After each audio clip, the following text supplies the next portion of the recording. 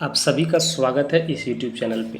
तो बाबू लोग, इस वीडियो में जो हम लोग देखेंगे वो क्लास 12वीं का इतिहास देखेंगे, हिस्ट्री देखेंगे, जो इस सप्ताह होने वाले प्रोजेक्ट रेल जिसको हम लोग कहते हैं वीकली टेस्ट, ठीक है। तो होने वाले वीकली टेस्ट से रिलेटेड ये वीडियो है, तो वीडियो को लास्ट तक देखिएगा। चैनल के ऊपर आप नए हैं तो चैनल को सब्सक्राइब करके रख लीजिएगा, बेल आइकन को दबा के रखिएगा, ठीक है। और वीडियो को दोस्तों के पास ज़्यादा से ज़्यादा शेयर भी करने का प्रयास कीजिएगा। तो चलिए हम लोग बिना समय गंवाए क्वेश्चन के ऊपर कूदते हैं, ठीक है। तो चलिए, पहला प्रश्न जैसे कि आप देख पा रहे होंगे दिया हुआ है, क्या दिया हुआ है कि प्रारंभिक भक्ति आंदोलन के जो उत्पत्ति कहाँ से हुई, जो स्टार्टिंग भक्ति आंदोलन हुआ था उसकी उत्पत्ति कहाँ से किया गया था।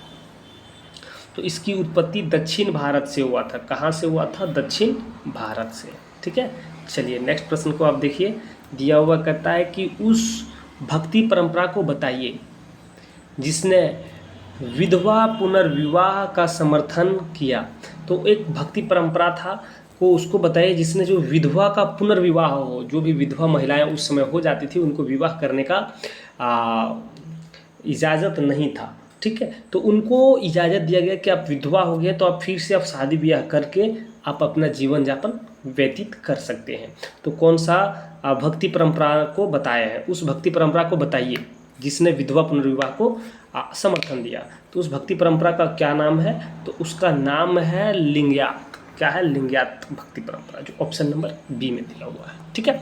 चलिए आगे देखिए, आगे दिया हुआ कहता है कि हजारा मंदिर और विठल स्वामी मंदिर का निर्माण किसके शासनकाल का था ये, ठीक है। तो ये दोनों मंदिर जो है, ये इनका निर्माण का टाइमिंग जो है वो जो किसने करवाया, तो ये दोनों मंदिरों का निर्माण जो है वो कृष्णदेव राय के द्वारा किया गया था, जो ऑप्शन नंबर सी में दिया हुआ है, ठीक है।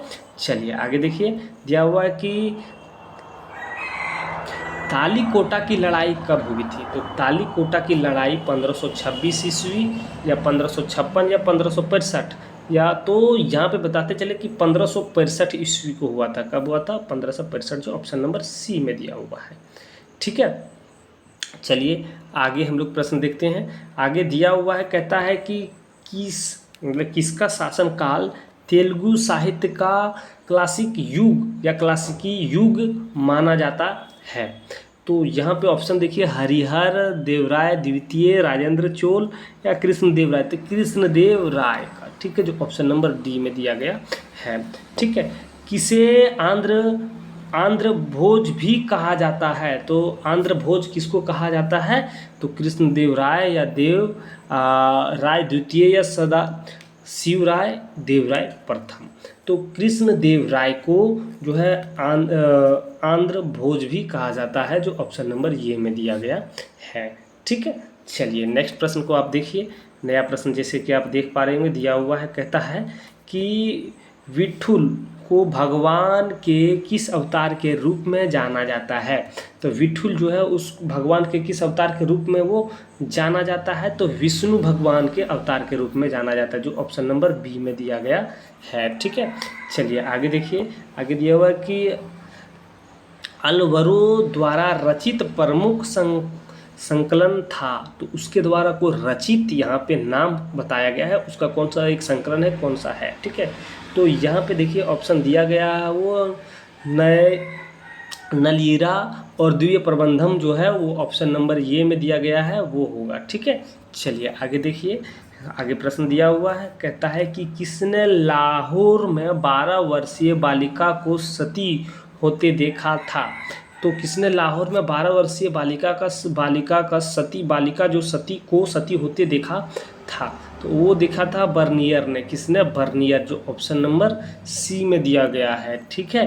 चलिए नेक्स्ट प्रश्न को आप देखिए, नेक्स्ट प्रश्न जैसे कि आप देख पा रहे होंगे दिया हुआ है कि इब्न बतूता के अनुसार ताराबाद जो है किस प्रकार का बाजार था। तो इब्न बतूता के द्वारा जो है जोहरियों का, घोड़ा बेचने वालों का, शिल्प केंद्र और गाने वाले व्यक्तियों का ठीक है। तो ये जो है वो गाने वाले व्यक्तियों का जो ऑप्शन नंबर डी में दिया गया है, ठीक है। इब्न बतूता के अनुसार ताराबाद जो था वो किस प्रकार का बाजार था, तो गाने वाले व्यक्तियों का था, ठीक है, जो ऑप्शन नंबर डी में दिया गया है।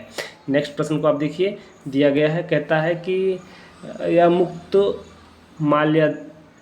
अमुक्त माल्यद की रचना किसके द्वारा की गई, तो हरिहर कृष्णदेव राय या राम राय या देव राय, ठीक है। तो किसके द्वारा की गई थी, तो कृष्णदेव राय के द्वारा किया गया था, जो ऑप्शन नंबर बी में दिया गया है, ठीक है। चलिए नेक्स्ट प्रश्न को देखिए, दिया हुआ है कि अमुक्त माल्यद की रचना किस भाषा में की गई है, तो ये जो भाषा है वो तेलुगु भाषा में किया गया है। किस में किया गया, तेलुगु भाषा में किया गया है।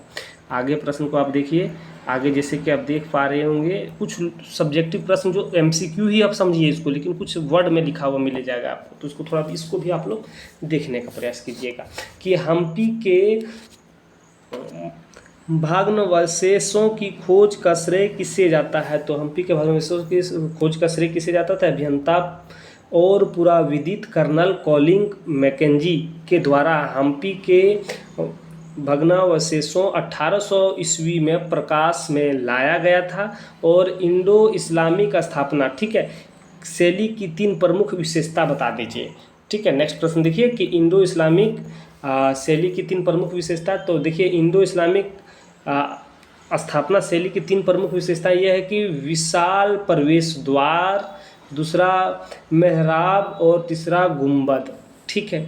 तो देखो इंडो इस्लामिक स्थापना का जो उसका शैली था, तो क्या होता कि उसका जो प्रवेश द्वार होता था वो बहुत बड़ा भव्य होता था, और दूसरा मेहराब होता था, और तीसरा वो गुंबद अपने ऊपर लगाते थे, ठीक है, गुंबद, ठीक है। इस ये जो रीजन है। नेक्स्ट क्वेश्चन देखिए यहाँ पे दिया हुआ है, कहता है कि डोमिंगो पयास किसके शासनकाल में विजयनगर आए थे, तो कृष्णदेव राय के, ठीक है। चलिए और है कि यहाँ पे एक लास्ट प्रश्न जैसे कि आप देख पा रहे हैं, दिया हुआ है कि सीजर फ्रेडरिक किसके शासनकाल में विजयनगर आए थे, तो सदाशिव राय के शासनकाल में आए थे, ठीक है। और बस यहाँ पे 2 लास्ट प्रश्न है कि फारसी यात्री अब्दुल रज़ाक किसके शासनकाल में विजयनगर आए थे, तो देवराय द्वितीय के।